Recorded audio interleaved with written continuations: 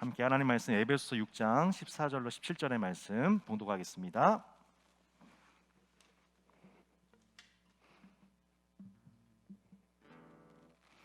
에베소서 6장 14절로 17절의 말씀을 봉독하겠습니다. 한 절씩 교독하고 마지막 절을 합독하시겠습니다. 그런즉 서서 진리로 너희 허리띠를 띠고 의의 호심경을 붙이고 평안의 복음이 준비한 것으로 신을 신고 모든 것 위에 믿음의 방패를 가지고 이로써 능히 악한 자의 모든 불화살을 소멸하고 구원의 투구와 성령의 검 곧 하나님의 말씀을 가지라. 아멘. 우리 지난주 말씀이었죠. 우리 하나님의 전신갑주를 취해야 되는 이유, 이 이유에 대해서 우리가 살펴보았습니다.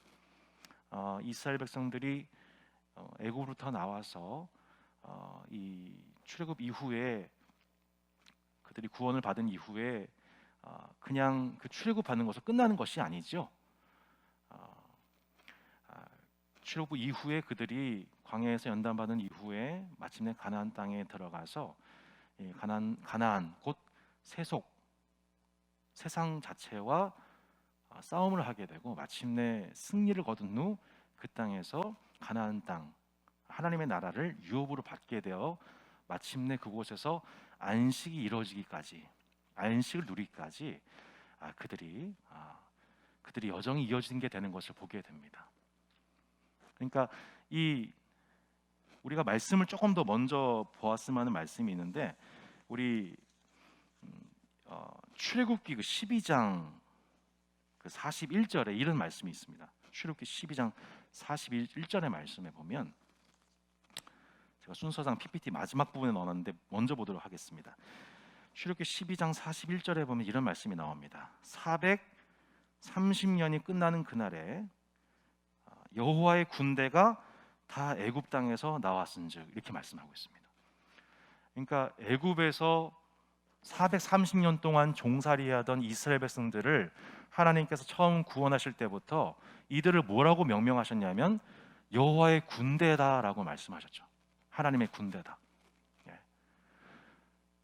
그러니까 장차 이스라엘 백성들이 가나안 땅에 들어가서 저들이 그들 앞에 높아져 있는 여리고 성곽을 돌면서 믿음으로 싸우고 마침내 순종함으로 승리를 거두고 여리고가 무너지는 경험을 하고 여리고의 모든 것을 진멸하고 또 아이성 전투를 통해서 승리하고 마침내 여호수아 12장에서 전쟁이 최종적으로 끝나고 안식을 누리면서 12지파에게 모든 땅을 배분하고 하는 이 모든 여정에 이스라엘 백성들이 구원받고 마침내 그 땅에 안착하게 되는 모든 드라마 속에서 하나님은 이스라엘을 그들을 뭐라고 부르셨냐면 군대다. 하나님의 군대다. 여러 가지 정체성이 있죠. 우리에게 왕같은 제사장이다, 거룩한 나라다, 택함받은 백성이다 라고 하는 여러 가지 정체성이 출애굽기 19장에서 말씀하지 않았습니까? 근데 출애굽기 19장에서 말씀하는 시내산 언약을 통해서 주신 명령인 세 가지 그 전에 출애굽기 12장에서는 그들을 하나님의 군대가 나왔다, 하나님의 군대가 출현했다 이렇게 선언하고 있는 것입니다. 그래서 우리의 정체성은 그리스도 예수를 믿는 성도들의 정체성은 처음 구원받을 때부터 정체성과 네이밍 자체가 뭐예요? 여호와의 군대입니다. 저와 여러분은 마치 논산훈련소에 징집된 우리 청년들과 같이 저와 여러분은 하나님의 나라를 위해서 징집된 주님의 군사요 군병들이라는 것입니다. 그렇기 때문에 논산훈련소, 저도 좀 논산훈련소 근처도 가지 않습니다. 다시는 이렇게 정말 가기 싫은 곳이에요. 하루가 천만년 같은 곳입니다. 정말 시간이 안 가는 곳이죠. 6주 동안 정말 그곳에서 예전에 그 시민의 옷 참 부끄러운 기억입니다. 논산훈련소 갔더니 제가 달리기를 얼마나 못하는지 저보고 막 고문관이라고 막 얘기하면서 너 때문에 너무 힘들다, 너 때문에 내가 진짜 교관 그만하고 싶다 막 이런 얘기 들을 정도로 달리기도 못하고 옷도 제대로 못 입고 고무링도 잊어버리고 이런 어설픈 군사가 논산에 들어가가지고 6주 동안 기본 훈련을 받습니다. 저 같은 경우는 이제 미군 부대에서 2년 동안 군생활을 했거든요. 3주 동안 의정부 KTA라는 곳에서 또 훈련을 받습니다. 훈련을 받는데 이게 또 미군 문화를 적응해야 되지 않습니까? 영어를 해야 됩니다. 영어를 해야 되는데 또 영어가 들리지를 않는 거예요. 네.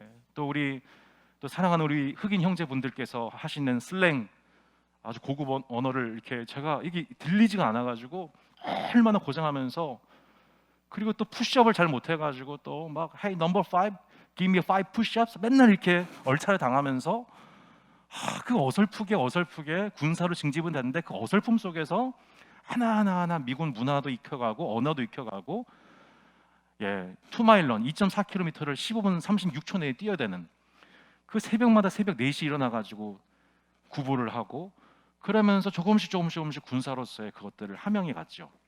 마찬가지로 오늘 본문 말씀에서는 하나님의 전신갑주를 착용하는 군사, 하나님의 전신갑주를 입는 군사의 제식 훈련 과정을 설명하고 있습니다. 총 6가지를 우리가 기본적으로 갖춰야 된다.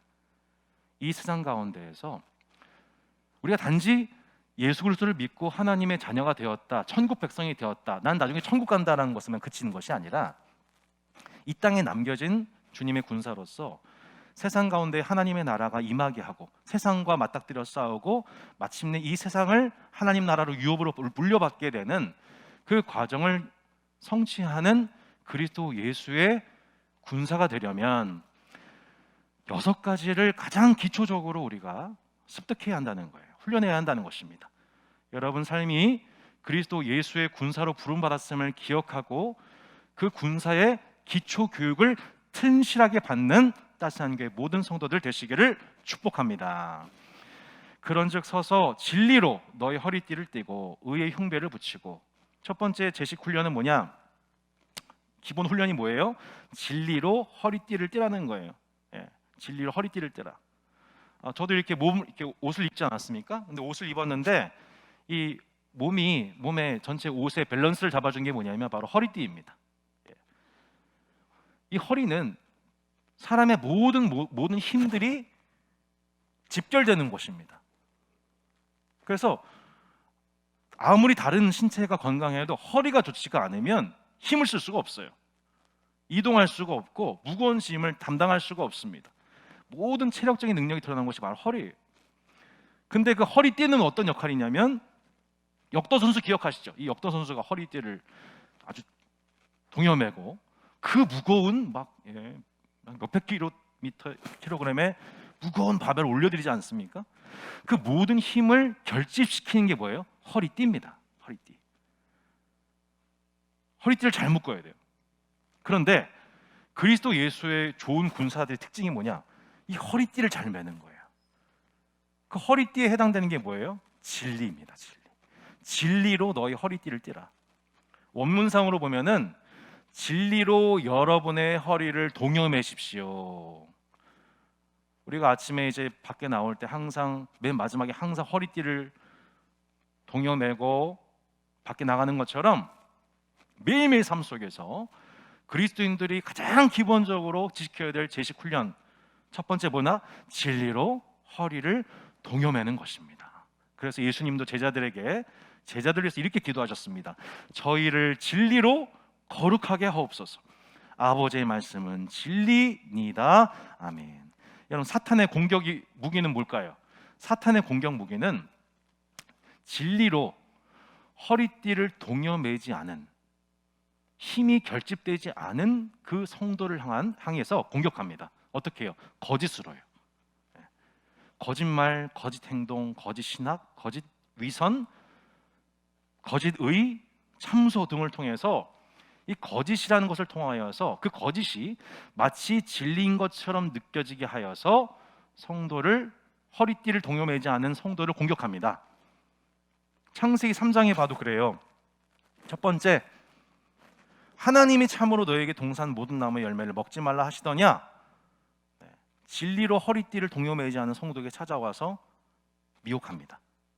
두 번째, 너희가 결코 죽지 아니하리라. 일종의 다단계죠. 거짓말을 합니다. 거짓 확신을 줍니다. 세 번째 뭐예요? 너희가 그것을 먹는 날에는 너희 눈이 밝아져 하나님과 같이 될 줄, 선악을 알 줄 하나님이 아심이니라 하면서 진리로 허리띠를 동여매지하는 그 아담과 하와의 틈을 향해 하나님과 이간질을 내는 것입니다. 그래서 성경 곳곳을 보면 하나님이 어떤 분이냐? 진리로 허리띠를 매신 분이다, 이렇게 표현합니다.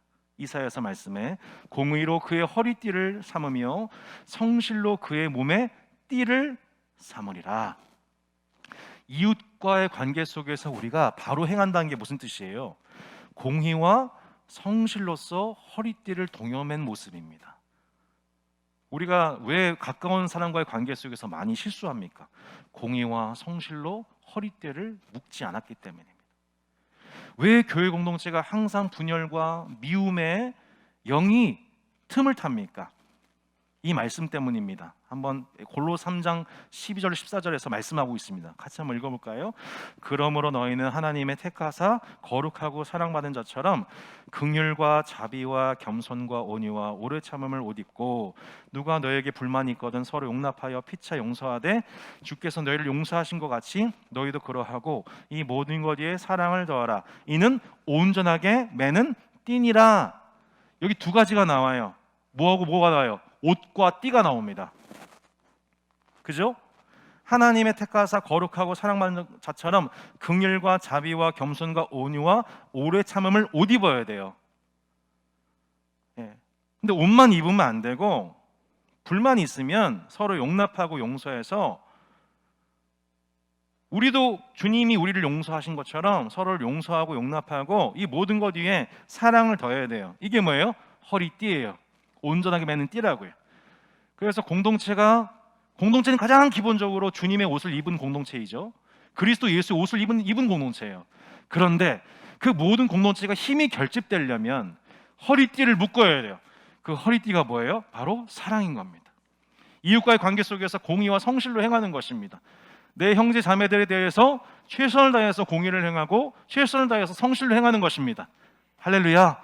그럴 때 공동체가 힘이 결집되고 주의 몸된 교회는 머리이신 주님의 통치를 받아 모든 만물을 충만케 하는 힘 있는 능력 있는 공동체로 기름 부음 받게 되는 것입니다.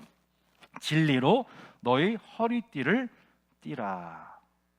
여러분, 매일매일 삶 속에서 하나님 말씀으로 허리띠를 묶을 수 있는, 그래서 여러분의 그리스도인으로서의 총체적인 능력을 집결시켜 마귀를 대항할 수 있기를 바랍니다. 두 번째는 의의 흉배를 붙이라는 거예요.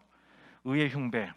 그 첫 번째 그 이미지 한번 보여주실래요? 그 설교 제목 타이틀 보면 그 군사의 모습이 나옵니다. 그 군사 보시면 목에서부터 허벅 다리까지 몸을 보호하는 커다란 가죽이나 이 청동 갑옷, 이게 뭐예요? 의의 흉배, 의의 가슴막이에 해당되는 것입니다. 여러분, 우리가 너무 당연한 얘기지만 군사는 의의 흉배를 붙여야 돼요. 가슴막이를 통해서 자신을 보호해야 됩니다. 가장 많이 공격당할 수 있는 곳이 바로 우리의 몸통이기 때문이죠. 특별히 잠언 4장 23절 말씀을 통하여서 이 신자에게 있어서의 그 삶은 영적 싸움이라는 것을 아주 극명하게 들어주는 본문이 나옵니다. 무릇 지킬 만한 것 중에 더욱 내 마음을 지키라. 생명의 근원이 이에서 남이니라. 네, 우리 마음. 네, 마음. 여러분, 하나님의 은혜도 우리 마음을 통해서 부어집니다. 생각을 통해서 부어집니다. 그래서 하나님은 우리에게 하나님의 정서적인 영향을 주기 원하세요. 끼치기 원하세요. 우리에게 지성적인 지혜와 지식을 더하기를 원하세요. 동시에 우리의 마음과 생각은 동시에 악이 들어오는 통로이기도 합니다. 가룟 유다에게 돈을 사랑하는 마음이 들어갑니다. 생각이 들어가요. 영향을 받아요. 마귀도 영적인 존재이기 때문에 우리가 진리로 허리띠를 동여매지 아니하면, 또한 하나님의 지대한 정서적 영향, 하나님의 지대한 지성적 영향을 받지 아니하면 성도는 자연스럽게 세상의 영, 악의 영들을 통하여서 우리의 정서와 우리의 의지, 또 지성의 영역까지 공격을 받습니다. 그래서 지킬 만한 것 중에 더욱 내 마음을 지키라, 군사 용어예요. 일종의 군사 용어. 지켜야 된다는 거예요. 우리가 본진을 사수하라. 본진을 지켜내야 돼라고 한 것처럼 그 모든 영적 싸움에서의 본진이 해당되는 게 우리 마음입니다. 생명의 근원이 이에서 남이니라. 마귀는 우리의 연약함을 잘 압니다. 우리의 감정, 자존심, 우리 신뢰, 우리 마음에 있다는 걸 알아요. 그래서 이 마음을 무너뜨립니다. 우리가 마음이 이렇게 연약함, 우리가 마음이 아주 연약해지기도 하고 어떤 때는 마음이 되게 강하기도 해요. 극단적이죠. 그래서 우리가 이것을 인정해야 됩니다. 우리가 그렇구나. 나 자체는 이 마음을 지킬 능력이 없구나. 언제든지 내 마음을 통해서 마귀가 역사할 수 있다는 것을 믿고 우리는 이 마음을 강하게 하시는 분, 우리의 마음과 생각을 지켜주시는 분이 바로 성령 하나님이심을 믿고 그분을 의지하여 무장될 때에, 의의 흉배를 붙일 때에 우리는 마침내, 여러분, 화살이 안 날아올 수는 없어요. 칼에 살짝 안 베일 수 없어요. 그죠? 고난이 없을 수는 없단 말이에요. 영적 전투가 없을 수는 없단 말이에요. 공격을 받아요. 하지만 의의 흉배를 붙이면 우리는 그것을 최대한 방어해낼 수 있고 최대한 데미지를 덜 받아서 계속 전쟁을 수행해 나갈 수 있고, 약간 상처난 부분은 치료받을 수가 있고 치명상을 면할 수 있게 되는 법을 배워야 하는 것입니다. 그게 뭐예요? 의의 흉배를 붙이라. 의의 흉배를 붙이라. 주님도 말씀하십니다. 이사야서 59장 17절에 공의를 갑옷으로 삼으시며 구원을 자기 머리에 써서 투구로 삼으시며, 주님도 무장하신 분이라는 거예요. 공의를 갑옷으로 삼으신 분, 구원을 자기 머리 투구로 삼으신 분, 이따 보겠습니다만, 그래서 하나님의 의는, 하나님의 공의는 우리의 심장을 보호해주고 하나님의 인정을 확증해주는 흉배가 됩니다. 특별히 우리는 하나님과의 관계 속에서 자주 마귀로부터 갈굼당합니다. 정죄당합니다. 야, 너 그거밖에 안 되잖아. 너 또 실수했잖아. 넘어졌잖아. 마귀는 계속 갈궈요. 야, 율법 봐봐, 말씀 봐봐. 율법 들이대면서 말씀 이렇게 나오는데 이렇게 못 살잖아. 계속 갈구면서 궁극적으로 하나님 앞에 나아가지 못하도록 계속 스스로의 모습만 보게 만듭니다. 하지만 여러분, 그러한 우리의 연약함에도 불구하고, 그런 우리의 죄악과 반복되는 연약함에도 불구하고, 여러분, 우리는 결코 하나님 우리를 정죄하지 않으십니다. 왜요? 예수 그리스도의 의로움 때문인 것입니다. 누구든지 그리스도 예수 안에 있는 자는 결코 정죄함이 없나니 이는 그분 안에 있는 생명의 성령의 법이 죄와 사망의 법에서 우리를 해방하셨기 때문입니다.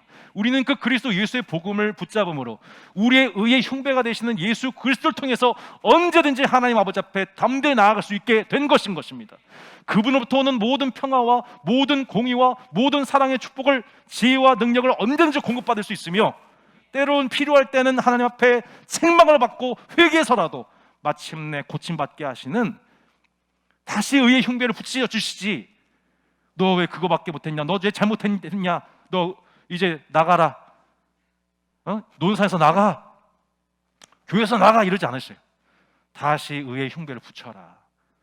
우리의 치명상을 고쳐주시고 다시 의의 흉배를 붙여주시는 훌륭한 교관이신 우리 주님이 지금 우리를 훈련하고 계시고 우리를 온전케 하고 계신 줄로 믿습니다. 그래서 주님은 우리의 마음을 너무 잘 아시는 거예요. 주님이 우리에게 어떻게 말씀하세요? 주님이 참 우리한테 말씀하신다는 게 참 신기한 개념이에요. 어제도 한 형제가 그러더라고요. 아니 목사님, 하나님의 음성이 뭐예요? 저는 그렇게 봤습니다. 그게 참 신기한 거죠. 기도하다 보면, 기도하기 전에는 분명 마음속에 분노가 있고 미움이 있고 막 짜증이 있고 오래 참지 못하는 감정이 있는데, 기도만 하면 이상하게 그 형제가 다시 사랑스러워지고 용서가 되고 이해가 되고 내 마음이 넓어지고, 연락해가지고 다시 또 연락하게 되고 같이 밥 먹고 싶고 교제하고 싶고. 이게 뭐예요? 이게 성령 하나님이 우리 안에서 창조하신 일이죠. 우리 안에 정한 마음 창조하시는 거예요. 우리 안엔 자체는 선한 게 없는데 정한 마음을 창조하신 그분 때문에, 우리 마음과 생각을 지켜주신 그분 때문에 우리의 마음과 생각이 하나님을 향해서, 내 형제를 향해서 살아가게 하는, 공의와 성실로 살아가게 하는 그분의 역사가 하나님의 음성인 것입니다. 여러분, 우리 마음과 생각 우리 못 지킵니다. 못 지켜요. 언제 그랬나는 듯 그렇게 은혜 받고 마음과 생각이 총명할 때, 강건할 때 모습과는 전혀 상관없이 또 다시 의의 흉배를 벗어던지고, 그러다가 또 치명타를 받고 무너지고 스스로를 정죄하고 하나님 앞에 나가기가 어렵고 형제 앞에 오픈하기가 힘들고, 그런 내적인 깊은 어둠과 침체를 겪고 있는 성도 여러분, 다시 오셔서 의의 흉배를 다시 착용하는 법을 허락해 주시고 훈련하게 하시고, 그래서 더 이상 치명상 당하지 않고 전투에 능히 감당할 수 있는 군사로서 여러분을 일으켜 주시는 훌륭한 교관이신 주님으로 말미암아 충분하게 격려받고 충분하게 훈련받으시고 쓰임 받으시기를 축복합니다. 평안의 복음에 예비한 것으로 신을 신으라 말씀하십니다. 평안의 복음에 예비한 것으로 신을 신으라. 말이 좀 어렵죠? 쉬운 성경 이렇게 나옵니다.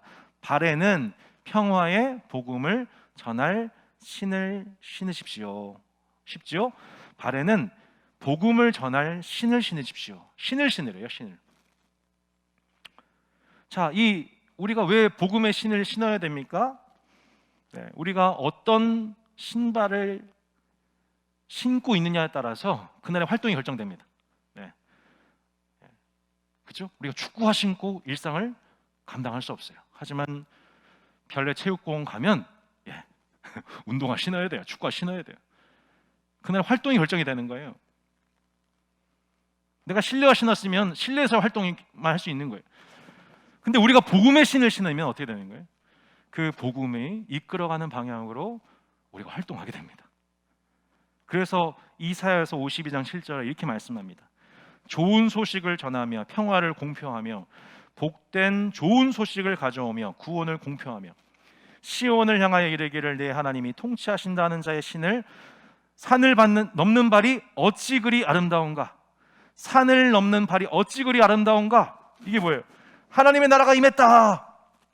기뻐하라 백성들이여. 하나님의 아들 예수를 때 복음의 시작이라.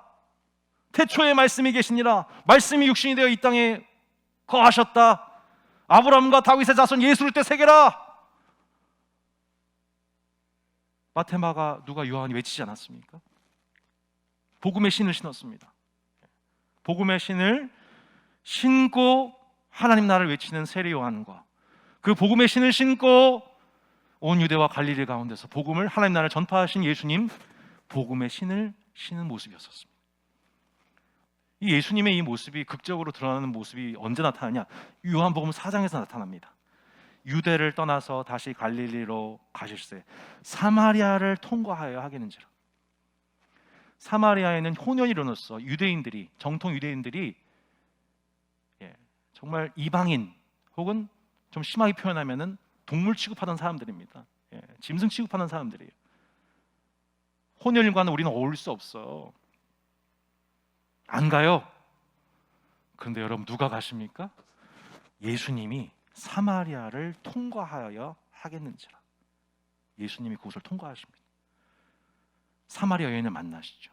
야, 물 좀 줘라. 사마리아 여인이 이렇게 얘기하죠. 당신 유대인으로서 어째서 사마리아 여자인 나에게 물 달라 하십니까? 이는 유대인이 사마리아인과 상종하지 아니함이로라. 율법의 신을 신고 있던 유대인들은 사마리아로 가지 않습니다. 사마리아 여인에게 찾아가지 않습니다. 근데 복음의 신을 신으신 예수님은 예루살렘을 넘어버리십니다. 사마리아로 가십니다. 여러분, 나중에 복음의 신을 신은 예수님의 후예들이 똑같이 예루살렘을 넘어서 사마리아로 갑니다. 누가 갔나요? 빌립이 가게 되죠. 예루살렘에 큰 핍박이 임하게 되었었을 때에, 그때 빌립이 사마리아와 온 땅에 흩어져서 빌립과 전도자들이 그들에게 복음을 전하기 시작합니다. 복음의 신을 신지 않은 사람의 특징이 뭐냐? 내 기준에 잡혀 있습니다. 내 민족, 내 문화, 내 혈통, 내 삶의 스케줄, 내 감정에 묶여 있습니다. 전도자가 되지 못해요. 왜요? 복음의 신을 신지 않은 거예요. 복음이 움직이는 대로, 복음이 발걸음하는 곳으로 움직이질 않고 있는 거예요. 율법의 신을 신고 있는 거예요. 전통의 신을 신고 있는 거예요. 내 감정의 신을 신고 있는 거예요. 그래서 뭐라고 말씀합니까? 평안의 복음에 예비한 것으로 신을 신고, 쉽게 말해 평화의 복음을 전할 신을 신으십시오. 성도 여러분, 매일매일 우리 삶 속에서 우리는 무슨 신을 신고 있는지에 따라서 우리 활동이 결정됩니다. 그런데 하나님의 전신갑주를 세 번째 비결이 무엇인가? 복음의 신을 매일매일 착용하라는 거예요.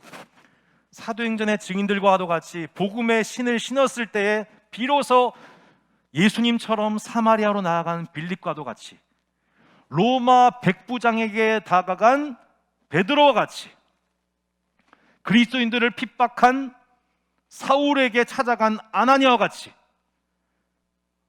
내 감정이나 내 편견이나 혹은 전통이나 그것을 뛰어넘어 평안의 복음에 예비한 것으로 신을 신은 삶을 통해서 그 복음의 신을 착용한 그 군사를 통하여서 하나님의 나라가 마침내 전파가 되는 것입니다. 여러분, 놀랍게도 지금도요, 이 탈레반이 장악한 아프가니스탄 한복판에서 복음의 신을 신고 아무것도 모르고, 저들이 20년 30년 동안 아무것도 모르고 이슬람 원리주의에 의해서 저들도 몰라서 그러는 거야. 아버지, 저들에겐 죄가 없습니다 하면서 복음의 신을 신고 저들에게 복음을 한복판에서 전하고 있는 선교사님이 그 땅에 계세요. 여러분, 우리가 지금 헌금했던 IT가요, 도시가 지금 40%가 지금 이 깽단한테 장악이 됐답니다. 국가가 거의 마비 상태. 근데 거기에 한복판에 남아가지고 IT의 그 영혼들에게 전 세계에서 배달된 그 물자들과 그것들이 적실하게 쓰이기 위해서 목숨을 걸고 활동하고 있는 한국 NGO들이 거기 있어요. 복음의 신을 신고 생명을 걸고 복음을 전하고 계신 분들이 계십니다. 성도 여러분, 매일매일 삶 속에서 여러분 무슨 신을 신고 계십니까? 여러분의 발걸음이 무엇을 향하고 있지요? 여러분, 그리스도 예수의 사람들은 그리스도께서 우리에게 허락하신 너무나도 귀한 선물, 이 복음의 신을 신고 살아가야 한다는 것을 말씀하고 있는 것입니다. 네 번째, 모든 것 위에 믿음의 방패를 가지고 이로써 능히 악한 자의 모든 화전을 소멸하라 말씀하고 있습니다. 네 번째가 뭐예요? 믿음의 방패가 있어야 된다는 거예요. 믿음의 방패. 이로써 능히 악한 자의 모든 화전을 소멸하고, 방패가 있어야 되는 이유는 하나예요. 우린 캡틴 아메리카가 아니니까 방패 갖고 싸울 수는 없어요. 방패는 철저하게 수비용이에요. 공격만 해서는 안 되고 철저하게 수비용 무기인 이 믿음의 방패를 가지고 대응해야 되는데, 이 방패가 필요한 이유는 언제 날아올지 모르는 악한 자의 화전, 곧 화살을 막기 위함입니다. 적군이 우리 뻔히 무장되어 있는 곳을 향하여서 화살 쏘지 않아요. 우리 약점을 향하여서 화살을 쏘지. 그렇죠? 네, 우리 의의 흉배를 향해서 화살을 쏘겠냐고요? 그렇지 않죠. 어떤 틈을 노리겠죠. 그러면 그 틈을 향해서 노리는 그 마귀의 불화살을 소멸할 방법은 방패밖에 없는 겁니다. 믿음의 방패, 두려움과 염려의 불을 붙이는 마귀의 불화살을 소멸하는 기능이 바로 방패라는 거예요. 그래서 긴장의 끈을 놓치지 않고 항상 믿음의 방패를 내려놓지 말아야 된다는 거예요. 방패인데 믿음의 방패입니다. 믿음, 하나님께 대한 전적인 의지, 그분의 뜻에 따라 대해서 순종하고자 하는 마음, 이게 믿음이죠. 우리 마음에 자꾸 의심이 생겨요. 낙심이 돼요. 어쩔 수가 없어요. 또 유혹을 당해요. 우리 안에 죄성이 그렇게 우리를 끌어가요. 다시 괜찮아요. 그건 어쩔 수 없는 거예요. 근데 그때그때마다 믿음의 방패, 하나님의 능력을 붙들게 해주는 좋은 무기인 주님이 주신 믿음의 방패를 사용하라는 거예요.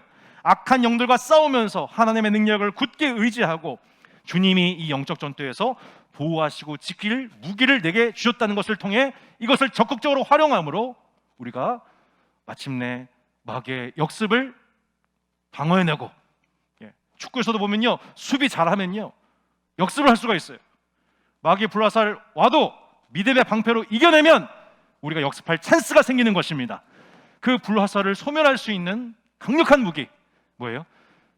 방패입니다. 방패. 믿음의 방패. 이 믿음의 방패, 베드로전서 5장 8절 9절에 말씀합니다. 근신하라, 깨어라. 너희 대적 마귀가 우는 사자같이 두루다니며 삼킬 자를 찾나니 너희는 믿음을 굳건하게 하여 그를 대적하라. 여러분, 수비에 능해야 결국에는 우승하는 거예요. 항상 보면 그래요. 자꾸 축구 얘기해 죄송한데 공격수 많이 있는 데는 우승 못해요. 재미있는 경기, 팬들을 자극시킬 수 있을지 모르겠지만 길게 봐서는 수비가 약하면 게임에서 이기질 못합니다. 슈퍼 세이브가 필요한 거예요. 골키퍼가 필요한 거예요. 그게 뭐예요? 믿음의 방패죠. 믿음의 방패. 우리를 낙심시키고 우리의 마음을 하나님께 대해서 두 마음이 갈리게 만들고 하는 그 모든 그 불화살을, 그 치명상을 막도록 주님이 우리에게 주신 귀한 무기인 이 믿음의 방패를 들고 여러분, 치명적인 공격을 막아낼 수 있는 하나님의 군사로 겸비하시기를 바랍니다. 마지막으로 구원의 투구와 성령의 검, 하나님 말씀을 가지라고 나와 있습니다. 데살로니가전서 5장 8절에 이렇게 나와 있습니다. 우리는 낮에 속하였으니 정신 차리고 믿음과 사랑에 호신경을 붙이고 구원의 소망의 투구를 쓰자. 구원의 투구에 대해서 뭐라고 하냐면 구원의 소망의 투구라고 합니다. 소망, 머리를 보호하는 투구, 우리의 소망을 지켜주는 것이 바로 이 투구 역할이라는 거예요. 그게 뭐예요? 하나님의 말씀입니다. 구원을, 이사야서 59장 17절에 구원을 자기의 머리에 써서 투구로 삼으시며, 하나님이 그런 분이라는 거예요. 구원을 자기의 머리에 써서 투구로 삼으신 분이다.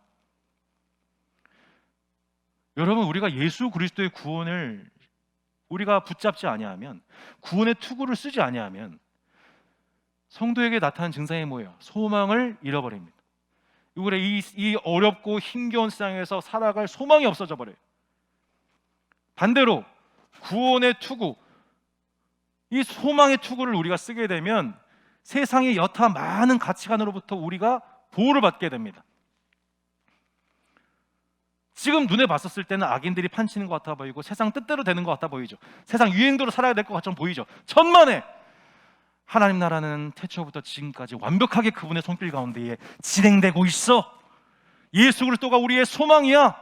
그분이 온 세상과 역사의 주인이시며 그분이 모든 악을 마침내 심판하시고 의인들에게 보상하시고 그들의 편이 되어주시며 마침내 우리는 의인들의 모임 장소에 함께 마침내 그날에 거하게 될 거야.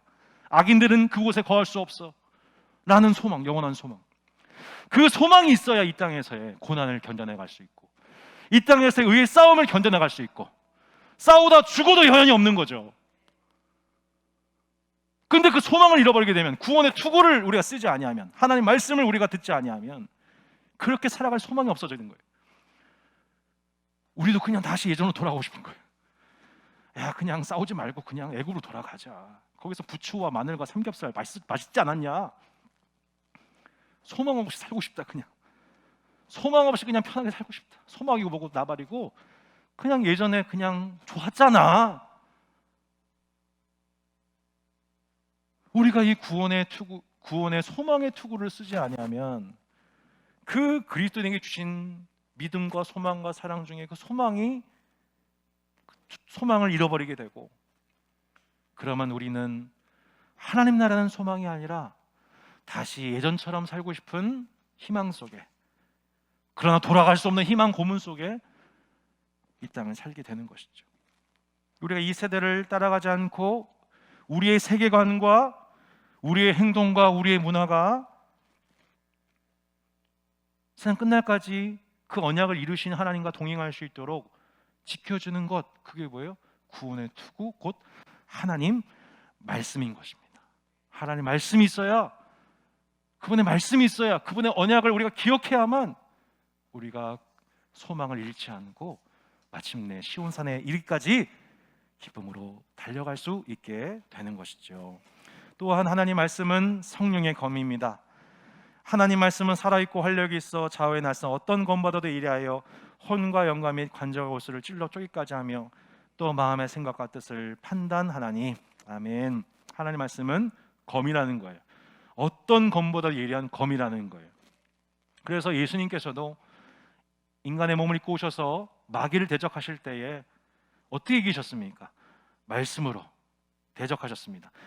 내가 만일 하나님의 아들이었는 명하여 이 돌들로 떡덩이가 되게 하라. 예수께서 대답하여 이르시되 기록되었을 때 사람이 떡으로만 살 것이 아니요 하나님의 입으로부터 나오는 모든 말씀으로 살 것이라 하였느니라. 또 기록되었을 때 주 너의 하나님을 시험하지 말라. 사탄아 물러가라. 기록되었을 때 주 너의 하나님께 경배하고 다만 그를 섬기라. 우리가 하나님 말씀을 묵상하고 하나님 말씀을 듣고 읽고 쓰고 또 그것을 반복하고 서로 나누고 끊임없이 하나님 말씀이 우리 안에 풍성히 거해야 하는 이유가 무엇입니까? 말씀과 성령의 충만함으로, 성령의 검인 하나님 말씀을 휘두름으로 마침내 마귀의 유혹을 40일의 굶주림 속에서도 물리칠 수 있었던 성령의 검을 발휘하신 예수 그리스도 이름으로 마침내 마귀를 물리치셨던 것입니다. 우리 또한 이 성령의 검이 우리에게 주어져 있다는 거예요. 구원의 투구 곧 성령의 검 하나님 말씀을 가지라는 거예요. 사랑하는 성도 여러분, 능한 공격 무기요 최강 방어 무기인 이 하나님 말씀을 날마다 우리가 착용함으로, 섭취함으로 여러분 그리스도 예수의 군사로서 여러분 능히 수비하고 능히 공격하고 골을 넣을 수 있는 능한 필드 플레이어 되시기를 축복합니다. 그렇게 6가지 진리의 허리띠, 의의 흉배, 복음의 신, 믿음의 방패, 구원의 투구, 성령의 검, 이 6가지죠. 여러분, 이 모든 전신갑주가 완벽하게 무장되어 이 세상과 마귀와 욕심에 대해서 완전한 승리를 거두신 분이 누구십니까? 예수 그리스도이십니다. 할렐루야. 그 예수님이 하나님의 전신갑주를 착용하신 그분이 어떻게 세상과 고통과 악과 마귀와 욕심에 대해서 완벽하게 승리할 수 있는지를 보여주신 하나님의 최강 무기, 하나님의 최종 무기, 예수 그리스도. 이것이야말로 이게 뭐예요? 에베소서 4장 13절 16절에 보면 그리스도 예수의 장성한 분량에 충만한 데까지 이르리니. 우리가 하나님의 아들을 믿는 것과 아니라 하나가 되어서 그리스도 예수의 장성한 분량에 충만한 모습이 도대체 뭐예요? 그 모습이 뭐냐면 바로 이 전신갑주를 입고 세상의 악과 고통과 죄악에 대해서 승리하는 성도의 모습, 그 본이 예수시며 그 강한 용사이신 예수 그리스도를까지 자라가는 성도들을 양성시키는 곳, 군사훈련소가 바로 교회라는 것을 사도 바울은 결론적으로 말씀하고 있는 것입니다. 여러분, 제자는 군사입니다. 그리스도 예수의 장성한 분량에 충만한 그 모습은 결국 그분의 군사로서 세상의 고통과 악과 죄악을 싸워나가는, 피 흘려 싸우는 성도, 그리스도 예수의 본을 닮아가는 그 한 사람의 성도를 우리가 길러내는 것이 바로 주의 몸된 교회인 것입니다. 그 군사 한 명 길러내는 거예요. 천보다 강하고 어중이 떠중이 백천보다 만보다 강한 그 한 사람의 강한 용사, 그 한 사람을 길러낸 일에 다산다산 교회의 모든 교육이, 모든 양육과 훈련과 설교와 모든 총체적인 노력을 집약하여 그 한 사람의 좋은 군사를 길러내는, 좋은 용사 되신 주님의 모습을 닮은 그리스도 예수의 좋은 군사를 길러내는 곳이라는 것입니다. 말씀을 정리합니다. 출애굽기 15장에 보면 하나님에 대해서 이렇게 찬송합니다. 여호와는 용사시니 여호와는 그의 이름이시로다. 그가 바로의 병거와 그의 군대를 바다에 던지시니 최고의 지휘관들이 홍해에 잠겼고 깊은 물이 그들을 덮으니 그들이 돌처럼 깊음 속에 가라앉았도다. 여호와여 주의 오른손이 권능으로 영광을 나타내시니이다. 여호와여 주의 오른손이 원수를 부수시니이다. 아멘. 주님이 우리의 강한 용사이십니다. 이 땅에 오셔서 하나님이신 그분이 강한 용사로서 어떻게 세상 원수를 이기신지를 이 땅에 우리 가운데 보여주셨고, 우리가 그분을 믿는 우리가 바로 주님의 군사로 부름을 받았습니다. 너는 그리스도 예수의 좋은 병사로 나와 함께 고난을 받으라. 여러분, 이 말씀 들을 때 얼마나 우리가 때로 부담됩니까? 하지만 우리가 이 말씀의 맥락을 이해할 때, 그렇구나, 고난을 받으라는 것은 이 전쟁에 참여하는 것이구나, 전쟁을 끝나게 되면 마침내 우리에게 충분한 그때 보상과 쉼과 휴식이 우리 가운데 임하게 되겠구나, 하나님 나라를 우리도 함께 물려받게 되겠구나, 군사들에게는 그 소망 속에 우리에게 닥쳐진 고난과 싸움을 기쁨으로 감당하는 것입니다. 우리 산다산교회 모든 성도들의 처음 구원 받을 때부터의 정체성이 그리스도 예수의 군사임을 기억하게 하여 주시고, 우리가 군사로서 훈련받게 하여 주시고, 6가지 전신갑주 무장을 통하여서 마침내 악한 날에 악의 영을 대적하고 대적한 소멸한 이후에도 능히 서 있을 수 있는, 넘어지지 않는 군사로서 주 예수의 날까지 우리를 끝까지 온전케 하시고 견고케 굳건케 하여 주시옵소서. 주의 몸된 교회를 무장시켜 달라고, 이 교회를 통하여서 강한 용사 되신 주님을 닮은 좋은 병사들이 길러지는 군사, 참으로 하나님 훈련소가 되게 하여 주시옵소서. 기도하기 원합니다.